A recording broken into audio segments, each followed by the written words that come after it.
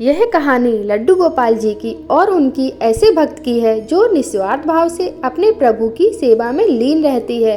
अनजाने में ही सही, लेकिन वो कुछ ऐसा कर जाती है जो सिर्फ एक सच्चे भक्त ही कर सकते हैं। और फिर श्री कृष्ण के बाल स्वरूप लड्डू गोपाल की अपार कृपा उस पर बरसती है। तो चलिए अब इस कहानी को शुरू करते हैं। दोस्तों, कहानी सुनने से पहले कमेंट बॉक्स में एक बार जय श्री कृष्णा लिखकर अपनी हाजिरी जरूर लगाइए।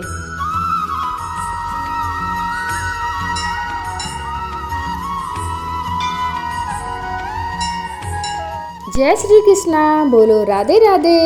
एक समय की बात है, एक गांव में दो वृद्ध स्त्रियां रहती थीं। दोनों का इस जगत में कोई नहीं था।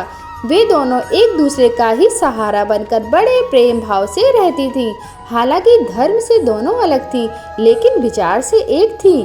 उनमें से एक महिला हिंदू धर्म की थी और दूसरी जैन धर्म की। दोनों अपने कर्म के हिसाब से प्रभु की आराधना किया करती थी। उनमें से हिंदू धर्म की महिला जो थी, उसने अपने घर के मंदिर में श्री कृष्णा के बाल स्वरूप लड्डू गोपाल को बड़े प्रेम भाव से विराजमान किया हुआ था और उन्हें प्रतिदिन एक बालक की भांति प्रातःकाल नहला धुलाकर, सुंदर कपड़े पहनाकर, आभूषण आदि पहनाकर तैयार किया करती थी। वह उन्हें एक बालक के समान ही मानती थी। इसीलिए वह कहीं भी जब बाहर जाती थी तो उनके लिए नए नए खिलौने, फल आदि लेकर आती थी और प्रेम पूर्वक उनको भोग भी लगाती थी। इसी तरह वे दोनों महिलाएं एक दूसरे के परस्पर सहयोग से अपना सुखमय जीवन व्यतीत कर रही थीं। वो दोनों जब पूजा पाठ एवं अन्य कामों में से मुक्त होती, तब बचा हुआ समय एक दूसरे के साथ सुख दुख बांटकर व्यतीत करती थीं।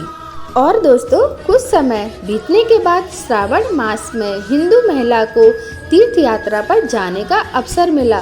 तब उसने अपनी अति प्रिय उस जैन धर्म की महिला से भी चलने के लिए कहा।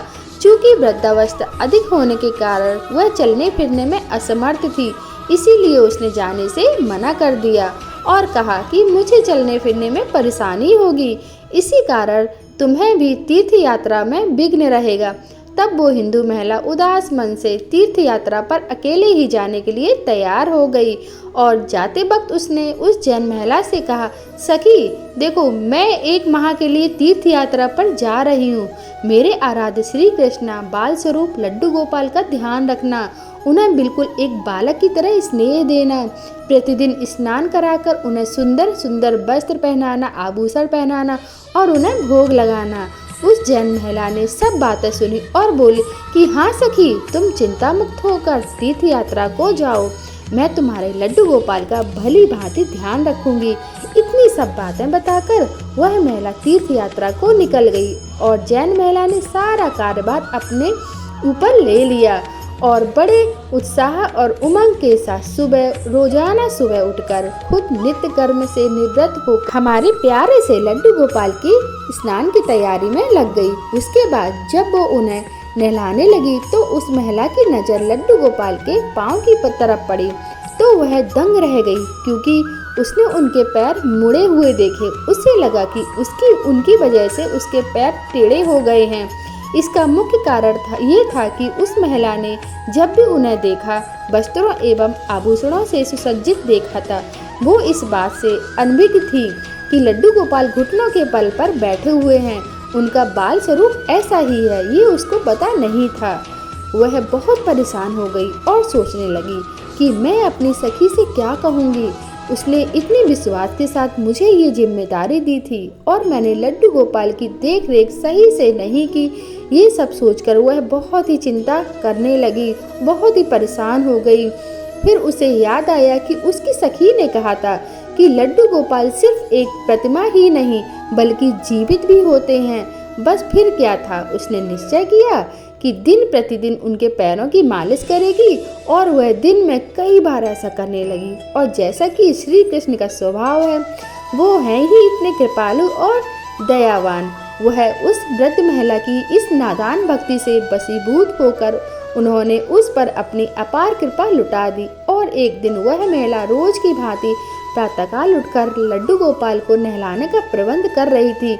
कि उनकी नज़र उनके पैरों पर पड़ी तो उसने देखा कि लड्डू गोपाल के पैर तो बिल्कुल ठीक हो गए हैं। और यह सब देखकर वह वृद्ध महिला खुशी से फूली नहीं समाई और ये सारा वृत्तांत सुनाने के लिए अपनी सखी का बेसब्री से इंतजार करने लगी। भक्ति में ही शक्ति होती है। कुछ समय पश्चात जब वह हिंदू धर्म की महिला तीर्थ यात्रा पूर्ण करके वापस आई तो सबसे पहले वो अपने लड्डू गोपाल के दर्शन करने को उत्साहित हो गई, ललायित हो गई। और जैसे ही उसने लड्डू गोपाल को देखा तो आश्चर्य में पड़ गई। उसने देखा कि लड्डू गोपाल तो खड़े हुए हैं। उसने सोचा कि शायद ये लड्डू गोपाल मेरे नहीं हैं, ये दूसरे हैं। और उसने अपनी सखी के पास जाकर ये सब पूछा।